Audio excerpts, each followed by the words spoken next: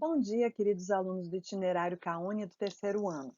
Eu sou a professora Cláudia Luz e nós vamos dar hoje continuidade às nossas aulas de recuperação que começaram na segunda-feira. Na segunda foi a nossa aula 1, com base na explicação dos temas relacionados à base comum. E hoje nós vamos tratar dos assuntos relacionados especificamente ao itinerário. As sequências didáticas abordadas hoje vão ser a sequência didática 3, que é a Geopolítica do Estado Brasileiro, mas com uma observação. Nesse caso aqui, eu dei ênfase à participação do Brasil no contexto mundial do comércio internacional, e o que nós vamos priorizar são os assuntos relacionados à sequência didática 4, que é globalização, comércio mundial e blocos econômicos. Os principais objetos do conhecimento, como eu falei, da sequência didática 3, o papel do Estado como gestor do desenvolvimento econômico frente ao processo de flexibilização econômica. O que quer dizer isso? A partir principalmente da segunda metade do século passado, após a terceira revolução industrial e com a crise do petróleo, nós vamos ter a ascensão de novas políticas econômicas, como, por exemplo, o neoliberalismo. E o Brasil não foge a isso, né? Só que um pouquinho mais para frente, final da década de 80. Então, o neoliberalismo tinha como três principais pilares as privatizações econômicas, a abertura econômica e a flexibilização da produção e do trabalho. Aí nós vamos abordar também a participação do Brasil no contexto do comércio mundial, as relações comerciais entre países e a caracterização do comércio mundial e dos blocos econômicos. Então vamos em frente. Os principais assuntos estudados e importantes para a segunda avaliação de recuperação, que essa é a recuperação do segundo trimestre, todos vocês têm total capacidade de recuperar essa nota, tá? Porque a gente ainda está na metade do ano, caminhando para o final, é claro, né? Mas eu acho importante fazer uma relação aqui dos principais assuntos. Comércio mundial, nós vamos ver alguma coisa a respeito de estruturação e evolução. Claro que não a fundo, porque hoje é uma aula só de revisão dos principais tópicos, tanto é que muitos das imagens e dos slides que a gente colocou aqui nessa aula, eles já foram tratados em aulas anteriores. A participação do Brasil no comércio mundial e nas organizações e acordos internacionais, as desigualdades nas trocas comerciais relacionadas à nova divisão internacional do trabalho, os blocos econômicos com foco no Mercosul. Na aula de segunda-feira, eu já chamei a atenção para a distribuição dos assuntos da AR, no caso, 40% da prova vai ser baseada no itinerário, então no caso nosso aqui, 40% da prova, quase metade, né? Vai ser de assunto relacionado ao CAUNI e que tem muito a ver com os assuntos da base comum, porque o que a gente vê no itinerário é um recorte do conteúdo que vocês veem na base comum. A base comum vai ser mais da metade da prova. E a nossa avaliação de recuperação ela vai estar composta por 30 scores, sendo que desses 30 scores, nós temos alguns scores que são de correspondência entre colunas, múltipla escolha e verdadeiro e falso. Bom, com relação à estruturação e evolução do comércio mundial na globalização, aqui tem um esquema, né, com algumas ideias importantes a respeito da estruturação e evolução do comércio mundial com a intensificação da globalização. Né? O comércio internacional, com a intensificação desse processo de globalização, que nós vimos que ele remonta lá à expansão marítimo-comercial, mas ele se intensificou no espaço, principalmente no século passado, a partir da terceira revolução industrial. O comércio internacional, após a Segunda Guerra Mundial, ele vai ter um grande crescimento, uma grande expansão, necessitando inclusive de regulamentação, como nós já vimos em aulas anteriores, durante o segundo trimestre. Mas com a globalização, ele cresceu significativamente. E aí tem vários fatores que podem estar relacionados a isso, como, por exemplo, a evolução dos do sistema de transporte e comunicação, facilitou bastante a expansão desse comércio, a própria abertura econômica com a nova ordem mundial, a adoção de políticas neoliberais e de flexibilização da produção, como eu falei, a fragmentação da produção no espaço, né? Você não tem mais a necessidade de estar centralizado próximo à matéria-prima, o recurso econômico. Então, com isso, acaba ocorrendo também o que a gente chama de guerra fiscal, porque muitos locais, muitos países acabam incentivando a ida de grandes transnacionais ou investimentos de países desenvolvidos, centrais ao capitalismo, com isenção de impostos, né, para atrair. E nisso fica uma competição entre os Estados-nações.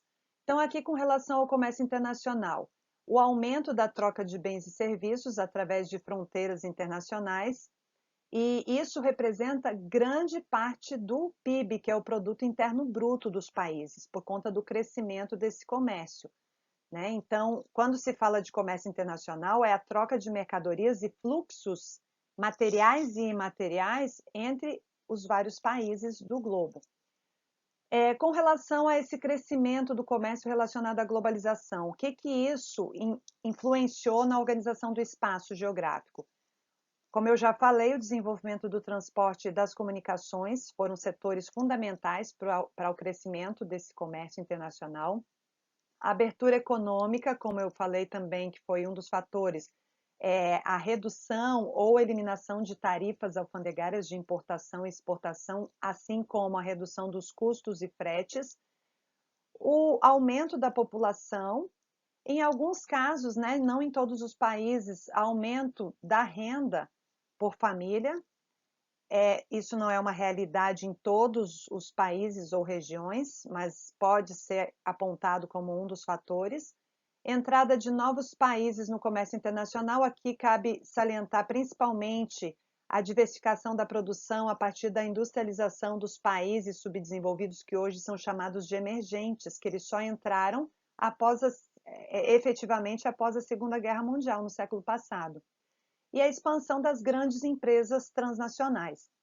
Isso a gente já tratou em aulas anteriores, que vai incentivar o consumo, levando a um consumismo que é caracterizado por um intenso consumo de todo tipo de mercadorias e serviços existentes no mundo moderno. Aqui saiu modernos, mas é mundo moderno. Aí cabe ressaltar aqui que o consumo ele é necessário, mas o consumo exagerado, nós já vimos em aulas anteriores aqui do nosso itinerário, que ele é chamado de consumismo. E isso acaba trazendo consequências negativas para o meio ambiente. Com relação a esse aumento, né, com a globalização, e com a expansão do comércio, ocorreu a necessidade de um comércio em escala mundial. Então, após a Segunda Guerra, como eu falei, que ocorreu o aumento dos fluxos de trocas entre países, nós vamos ter a necessidade de regulamentação da economia. Então, surgem grandes acordos, instituições internacionais, e aí de âmbito político, como, por exemplo, a ONU, né?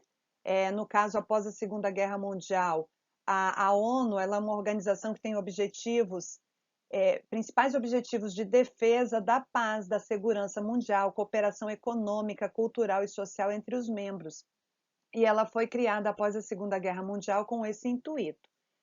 E do ponto de vista econômico, atualmente nós temos a Organização Mundial do Comércio, que eu vou tratar dela aqui nos próximos slides, mas o que surgiu na década de 40 foi o Acordo Geral de Tarifas e Comércio, que eu já falei dele na aula 1 de recuperação, né, que tinha como princípio uma maior abertura econômica e também fortalecer os países com relação às trocas comerciais, diminuindo assim as barreiras entre os países.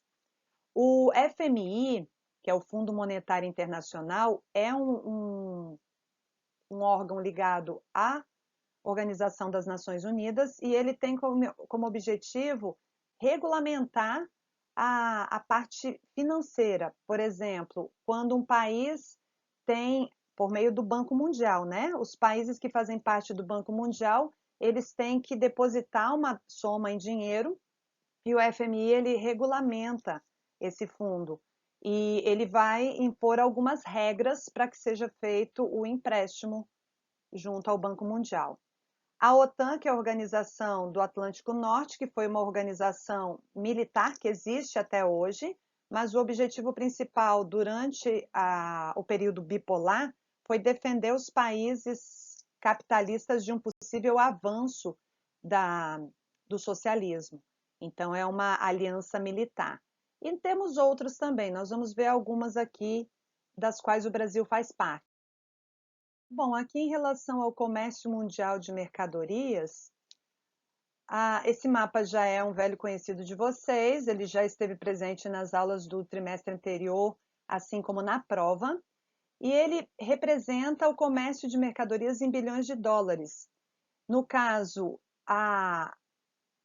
as áreas identificadas aqui por essas bolinhas em roxo, elas representam o comércio intrarregional. E as setas, quanto mais grossa a seta, maior é o fluxo de trocas comerciais, ele está representando o comércio interregional. Então, no caso aqui, ó, o que a gente pode identificar é que passou a ocorrer gradativamente e atualmente predomina o comércio intrarregional. Isso é uma realidade que tem ocorrido desde a abertura econômica e do início da nova ordem, né? E nós vamos ter um intenso comércio intrarregional, que é aquele comércio que ocorre dentro de uma mesma região, e isso foi favorecido pelo surgimento de blocos econômicos. E o comércio, no caso do comércio interregional, que é aquele entre países e regiões, não necessariamente dentro de um mesmo bloco ou de um mesmo continente, ele vai predominar no hemisfério norte. Não quer dizer que não exista no hemisfério sul, mas predominantemente o maior fluxo de trocas de mercadorias, ou seja, de comércio interregional, é no hemisfério norte, sendo que o que predomina é o comércio intrarregional. Então, atualmente, nós podemos dizer que uma tendência mundial é que esse comércio entre países de um mesmo bloco, que a gente chama de comércio intrarregional, né, a regionalização do comércio, ela passou a predominar em detrimento de um comércio bilateral ou multilateral. Mas se a gente for comparar comércio bilateral com comércio multilateral, que é entre países que não fazem parte de um mesmo bloco, ou seja, interregional, nós vamos ter um predomínio desse tipo de comércio e não desse, tá? Então, aqui nós podemos ver representado o crescimento desse tipo de comércio. Com relação à regulamentação do comércio internacional, a partir do crescimento dos fluxos de trocas após a Segunda Guerra Mundial, como eu já falei nos slides anteriores, foi criado o GATT, final da década de 40, e que no início da nova ordem, no início da década de 90, foi criada a OMC. O objetivo principal de promover a liberalização do comércio, ou seja, a abertura comercial, né, e evitar os protecionismos e as desigualdades, ou amenizar isso. Os princípios principais, eles foram consolidados a partir dos princípios que já existiam no GATT, né, que é de concorrência leal, evitando o dumping, subsídios e protecionismos, proibindo as restrições quantitativas, não tratamento preferencial, a não discriminação dos países membros e alguns assuntos, como eu já falei na aula de segunda-feira, né, a principal conferência, as rodadas ou rondas são encontros onde eles fazem discussão de vários temas. E a rodada de Doha, ela tratou desse tema de liberalização do comércio mundial. E aí algumas decisões importantes aqui foi em relação à quebra de patentes de remédios nos países subdesenvolvidos. No caso do Brasil, é o que permite, por exemplo, a fabricação de alguns medicamentos genéricos, desenvolver a economia com cuidados ambientais, um desenvolvimento mais sustentável, e tentar dar fim aos subsídios e protecionismo. Isso aqui é muito difícil porque Por exemplo, com relação aos subsídios agrícolas na Europa, por exemplo, eles não chegaram a um consenso até hoje, certo? Aqui eu acho importante a gente mostrar novamente o mapa da Organização Mundial do Comércio e os seus países membros. Em verde são os países que fazem parte, amarelo os observadores, em vermelho os membros que os não membros, na verdade, né? Em azul, os membros da União Europeia, que é a associação de bloco econômico mais antiga. Ela se formou após a Segunda Guerra Mundial, com o Tratado de Roma, na década de 50, e ela teve uma evolução. Inicialmente, ela se formou com 6 países, e atualmente ela está com 27 membros depois da saída do Reino Unido. Né? Apesar do Brexit ter influenciado negativamente, porque se cogitou que alguns países poderiam também querer sair do bloco, e alguns até sinalizaram, né, essa vontade, mas não chegou a ocorrer o que a gente fala de reivindicação de dissolução do bloco. Então, alguns membros sinalizaram saída, mas não houve essa repercussão de dissolver o bloco. E no caso do Brasil, na OMC, ele foi um dos membros fundadores da OMC. Como eu falei, atualmente ela tem mais de 160 países. O objetivo da OMC, que é de proporcionar abertura comercial a todos os países e reduzir as medidas protecionistas, é seguido, inclusive, por todos os membros, inclusive pelo Brasil, né?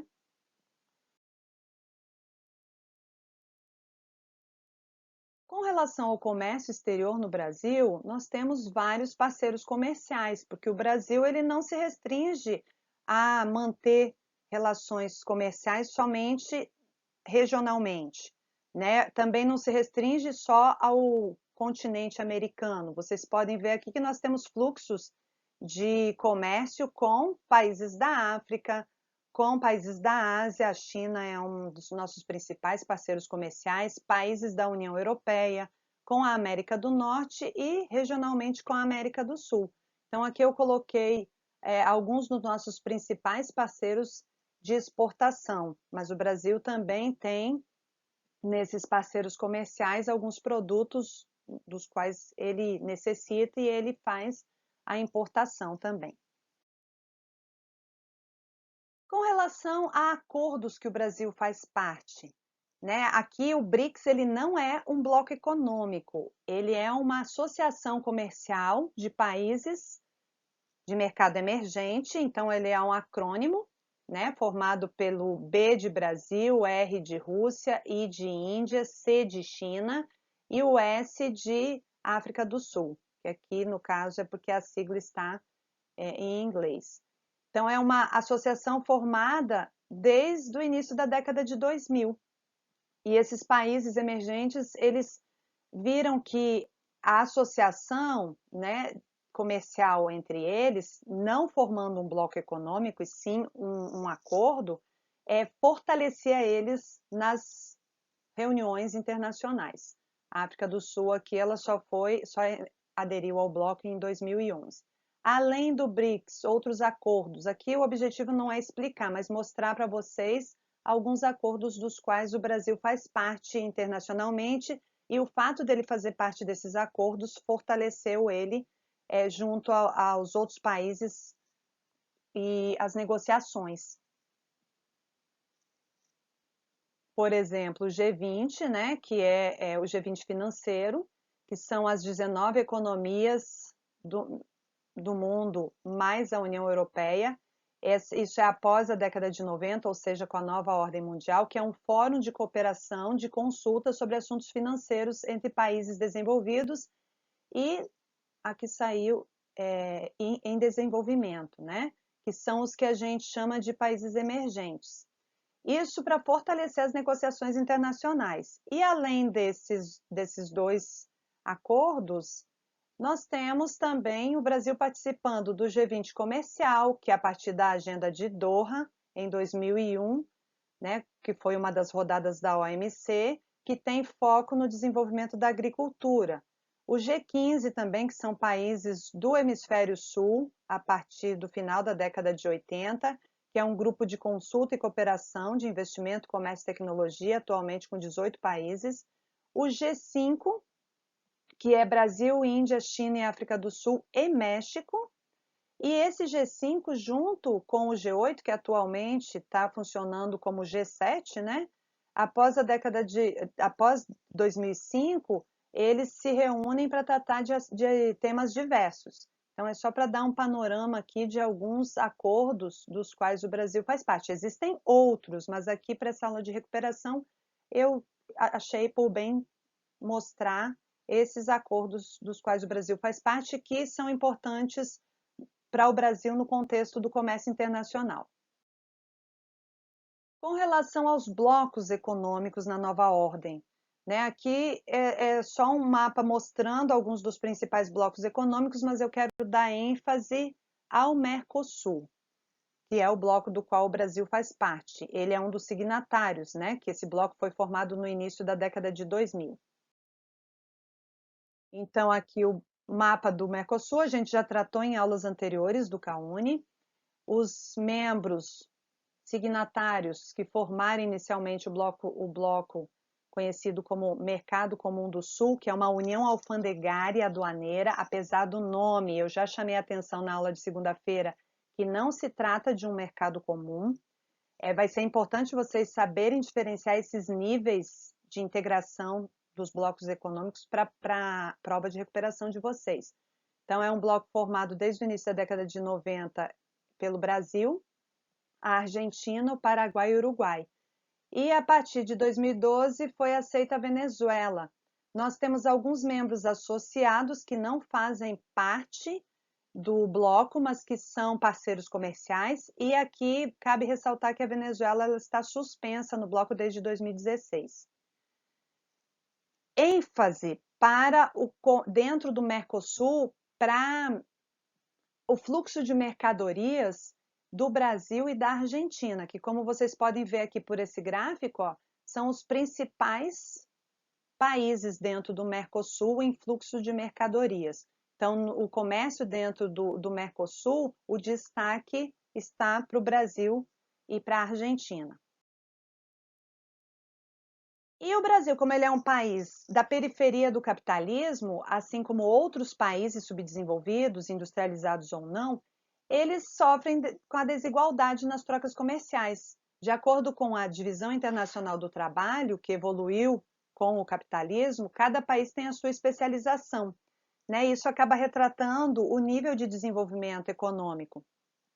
E eu já chamei atenção na aula de segunda-feira a respeito do tipo de mercadoria que é trocada entre os países. Né? A venda de commodities, que são matérias-primas primárias, como recursos minerais, agrícolas, eles são predominantemente negociados no mercado internacional pelos países subdesenvolvidos. E os produtos com tecnologia de ponta, maior valor agregado, acabam sendo predominantemente exportados ou trocados pelos países desenvolvidos. Então, isso acaba fazendo com que ocorra uma desigualdade nas trocas entre os países. Aqui tem dois esqueminhas, né, mostrando que os países desenvolvidos têm maior nível tecnológico, então eles acabam exportando produtos de maior valor agregado, eles investem mais em pesquisa, ciência e tecnologia, e acabam desenvolvendo novas tecnologias. Então, isso acaba dando um maior valor agregado aos produtos exportados, diferente dos países subdesenvolvidos.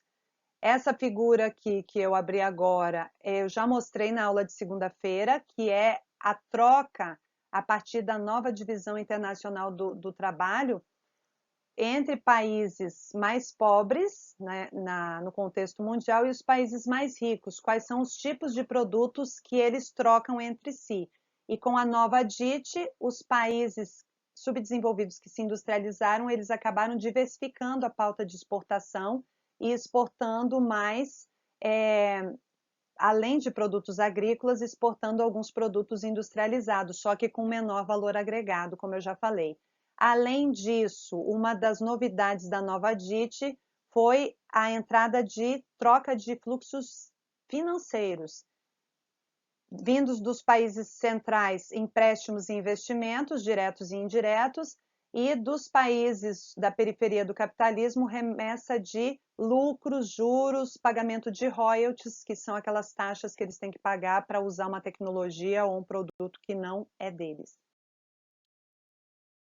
E aqui, finalizando, é onde encontrar o conteúdo aqui nas nossas aulas do bloco de recuperação. No livro texto é o volume 3, capítulo 26, que trata da economia mundial, e aí ele fala do comércio internacional. E no suplemento de revisão, o tema 2, que tem a ver com globalização. Aqui mesmo eu coloquei já alguns exercícios com gabarito relacionado a esses exercícios, tá certo? Então é isso, pessoal. Eu desejo que vocês tenham uma ótima prova. O calendário já, se eu não me engano, já está à disposição de vocês no site do colégio. Então, eu espero que vocês revisem esses assuntos que a gente viu na aula de segunda-feira e na aula de hoje, que isso vai garantir uma boa prova para vocês e a recuperação da nota. Qualquer dúvida, nos procurem no fórum destinado a essa finalidade aqui no bloco de recuperação. A prova vocês farão no bloco de avaliações, dentro do bloco de geografia da base comum, tá certo? Então, bons estudos e até mais!